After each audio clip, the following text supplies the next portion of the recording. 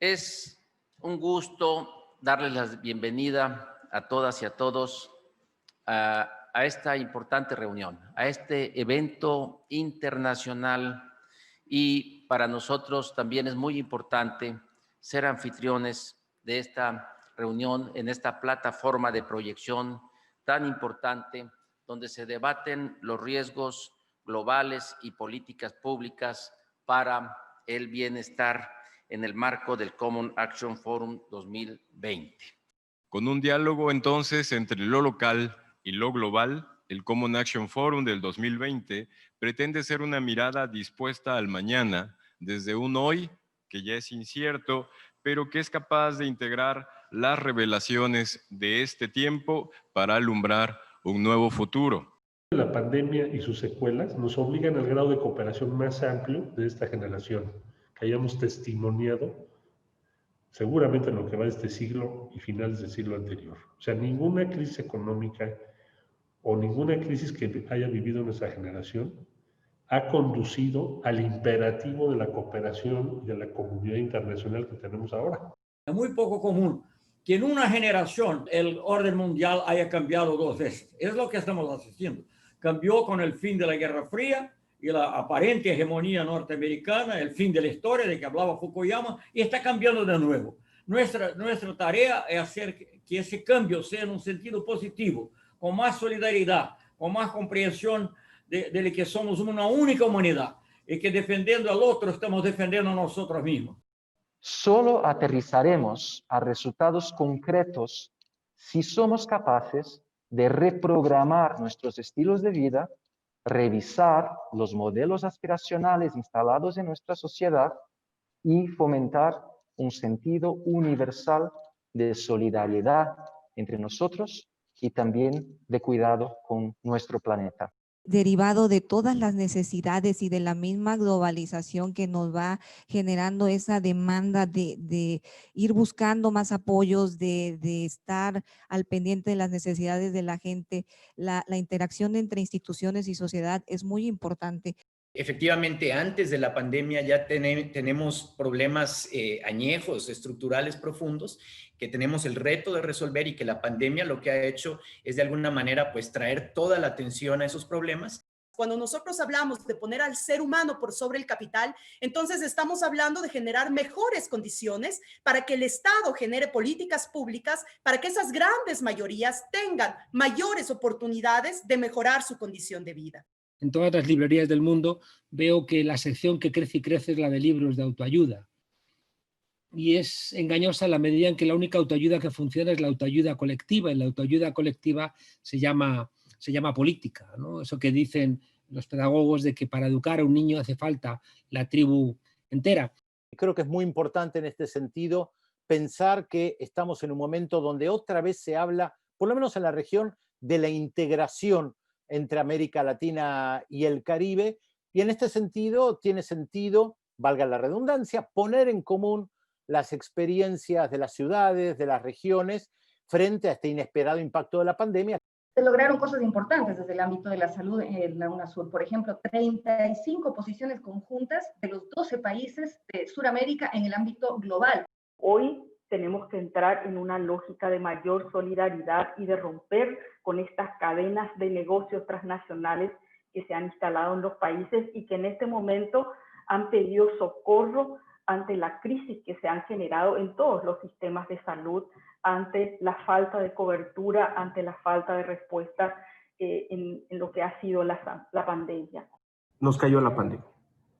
Y vaya que puso en evidencia la necesidad de reformar el sistema de salud, de garantizar un mejor ejercicio del gasto y que dejara de verse el derecho a la salud como el privilegio de unos cuantos. Tenía que ser un derecho universal para todos. La salud no es solamente las redes de servicios de salud, sino sobre todo se tiene que dar un fuerte debate sobre la calidad de vida de la gente. La salud no es ausencia de enfermedad o presencia de enfermedades, síntomas, etc. La pandemia es términos teológicos, si se quiere, un signo de los tiempos, algo que marca una característica de la época, una época en la que existe una clase viajera, ¿no?, que es amplia, 1.700 millones de personas que participan de los circuitos de navegación aeronáutica, etcétera, que viajan por el mundo, que acceden al consumo que permite el capitalismo moderno. Y otro elemento del signo de los tiempos es la devastación de la naturaleza. Si algo ha demostrado precisamente el cambio climático y todos los problemas ecológicos y ambientales, es que las comunidades políticas diseñadas tal como están no son eficientes, que hace falta pensar en una coordinación de diferentes comunidades políticas y además hay que rediseñar las comunidades políticas pensando en las necesidades que tenemos, por ejemplo, pensando en bioregiones. El problema de las organizaciones que tratan de medio ambiente, que tratan de clima, que tratan de las cuestiones globales, de la desigualdad, es que no tienen poder. El poder está en dos tipos de órganos. El Fondo Monetario Internacional, el banco, las instituciones financieras internacionales y en el Consejo de Seguridad.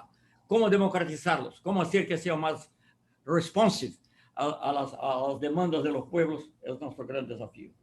No debemos permitir que Biden se vea influido por estas grandes empresas de los Estados Unidos, por los grandes capitales que están llevando adelante su campaña, y trataremos de involucrarlo después de que sea elegido.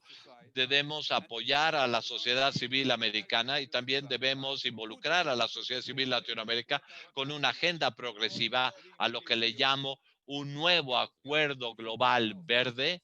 Evidentemente lo que tenemos que hacer es ir por los valores comunitarios, tener una visión en común, de ahí viene la palabra comunidad.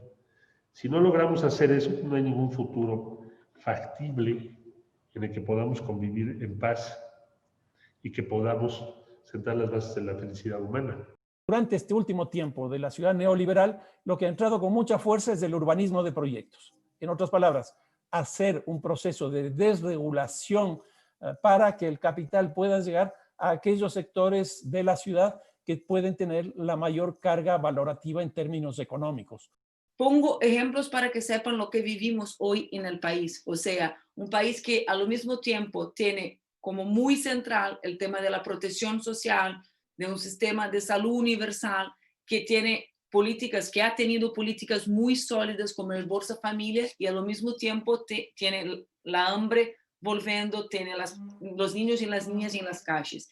Yo creo que la COVID nos ha puesto en el centro temas como lo que vamos a hacer en nuestras ciudades para que tengamos una economía de los cuidados y una economía común. O sea, ¿qué podemos hacer en la municipalidad para que la economía pueda reaccionar? ¿Cómo podemos tratar las compras públicas como política pública y no como una compra solo que hace la alcaldía? Los estados centrales en este momento son demasiado pequeños para afrontar retos globales y demasiado grandes para tratar lo cotidiano y lo concreto. Y estoy de acuerdo que es en el ámbito de las ciudades, en el ámbito municipal, donde se están produciendo esas experiencias que muestran que el contexto de la pandemia puede ser una oportunidad para convertir el miedo en cooperación, para convertir el miedo en una fuerza de cambio, ¿no?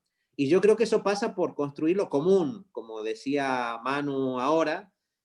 Lo común no es lo público convencional, no es lo público burocrático, no es lo público simplemente estatal, es lo público construido con la comunidad, construido con la participación ciudadana. El haber generado un proceso sistemático de debilitamiento del Estado y por ende de las políticas públicas, me refiero básicamente a salud y educación, hoy nos están pasando factura. Estamos aún recuperándonos de ese periodo de privatización de la década de los 80, de los 90 en varios de nuestros países, con una brecha enorme que todavía tenemos que cerrar. En el caso de América Latina, por ejemplo, la desigualdad hoy día en las ciudades está compuesta por tres elementos que son claves. Uno, la desigualdad legal, que se viene desde mediados del siglo pasado entre ese dualismo que se planteó de la ciudad legal y la ciudad ilegal, la ciudad formal, la ciudad informal, que todavía está presente. También tenemos una diferencia muy fuerte en términos de desigualdad, en términos económicos, que en otras palabras es capacidad que tiene la población de acceder a la oferta que está presentada. Y esto ha incrementado aún más las desigualdades. Y hoy día, como Manuela nos decía, es básicamente el tema tecnológico. Desigualdades estructurales se reproducen y se amplifican en contextos de crisis, en contextos de emergencia, y claramente lo digital no está resolviendo eso, sino que lo está probablemente amplificando. Estamos combatiendo la pandemia a ciegas. En la era del Big Data no tenemos datos. Las grandes empresas están trabajando con neurocientíficos, están siendo capaces de construir nuestras preferencias, ¿no? O sea, nos sacan muchos cuerpos de distancia cuando nosotros, ya digo, a veces estamos preocupados de cuestiones todavía del siglo XX cuando los enemigos de la democracia están en el siglo XXI. Buscar menos ese titular y empezar a hacer un desarrollo tecnológico realmente robusto, con tecnologías testadas, sobre todo en el ámbito público. Queremos tener el acceso, pero sabemos que a veces pues, vamos a preferir comer que pagar el internet. No depender de escenarios tecnológicos en cuanto a la generación de productos por terceros o cuartos países. Tecnología de la que muchas veces hablan los políticos, por desgracia, es tecnología de muy mala calidad, ¿no? Se hablaba antes de que hemos promocionado una tecnología muy banal, muy para vender cosas. Todo se ha vuelto una mercancía, aprender, beber, comer, habitar, vestirnos, el ocio, el sexo, el conocimiento, el deporte, y no vamos a ser todos rentables en todos esos mercados. Entonces, el COVID también nos tiene que ayudar a plantear cómo podemos construir mejores ciudades, ¿no? Con transportes públicos no contaminantes, ponernos ya metas de cero emisiones en ciertos tipos de transporte, del uso de la bicicleta, de peatonalizar las ciudades, de construir estos centros de barrio en donde de manera cercana las personas puedan realizar su vida diaria sin tener que transportarse horas y horas. En Madrid, y como en todas las grandes, ¿no?, ciudades, vimos ciertos impactos que tenían que ver con la alimentación. A mí fue algo que me preocupó, ¿no?, con las colas del hambre, ¿no?, que seguimos viendo cómo se siguen produciendo. Y yo, desde una lógica de sociedades ricas, ¿no?, en este caso de Madrid, decía, bueno, ¿cómo es posible que la gente tenga que estar haciendo cola para recibir el alimento? Porque, claro, el shock económico fue tal, ¿no?, y el confinamiento, que bueno, había que recurrir ahí y las instituciones no respondían a ello, ¿no? Fue la solidaridad, digamos, ¿no?, el apoyo mutuo, las redes de solidaridad, la gente, los colectivos, los barrios, quienes se organizaron para responder a esta situación. ¿Cómo podemos poner en la cabeza que todo lo que hace la alcaldía tiene que tener a ver con la gente de la ciudad? O sea, si en las escuelas los niños tienen derecho a la alimentación como tienen en Brasil, y muchos solo se alimentan en las escuelas, quizá tenemos que hacer el proceso de que la cocina de la escuela es el espacio donde se cocina para la gente de la comunidad en los finales de semana. O sea, tenemos que tener estructuras comunes en la ciudad para las personas. Si una escuela es el espacio del barrio donde hay internet, la internet tiene que ser abierta para la gente de la comunidad. ¿Qué daño han hecho los gobiernos neoliberales y anti-latinoamericanos al destruir las herramientas de integración regional que hubiesen sido esenciales para enfrentar con mayor solidez estos avatares y cualquier otro que fuere? La gran lección es esta relación muy cercana entre distintas autoridades locales y la comunidad. Teníamos el temor de que haya desabastecimiento y frente a la asistencia en alimentos nosotros generamos una red de los agricultores de las zonas rurales que básicamente están vinculados a economía popular y solidaria.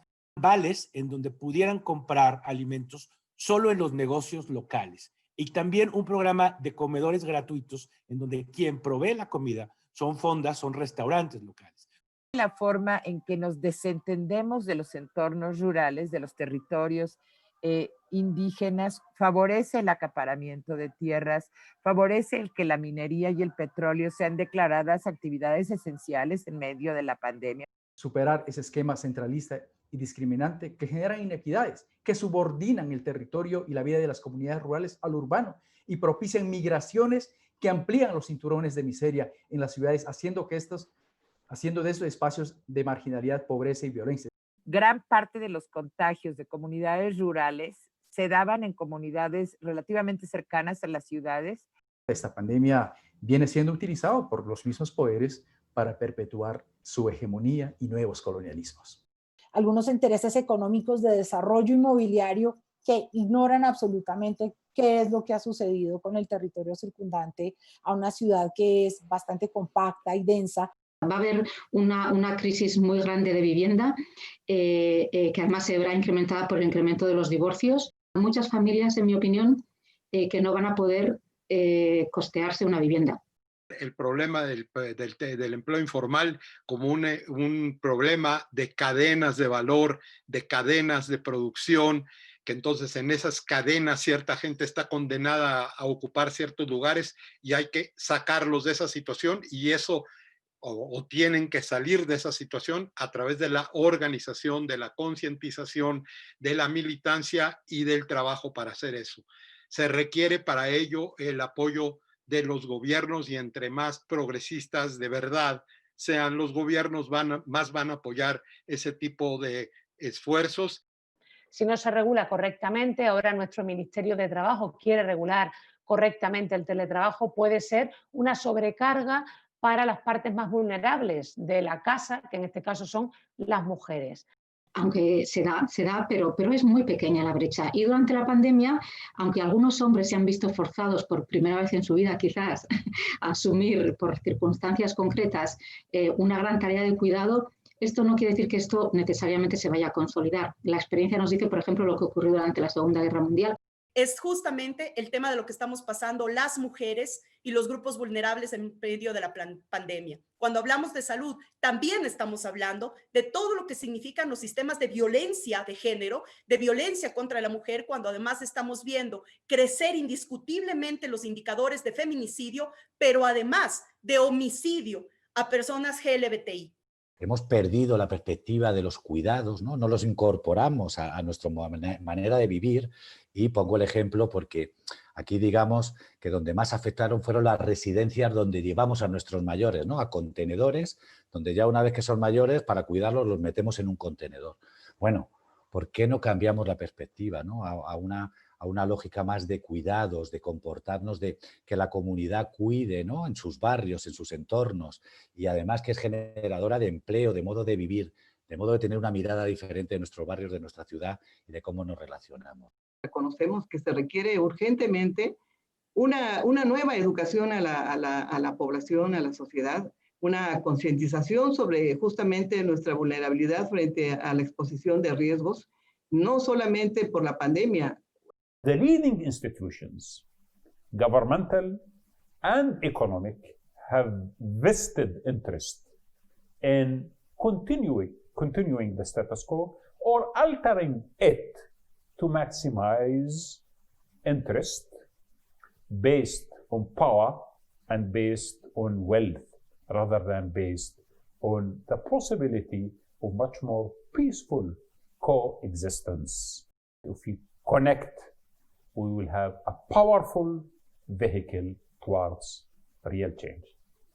I appreciate this opportunity, and I thank you all, and I hope to see you next year in person.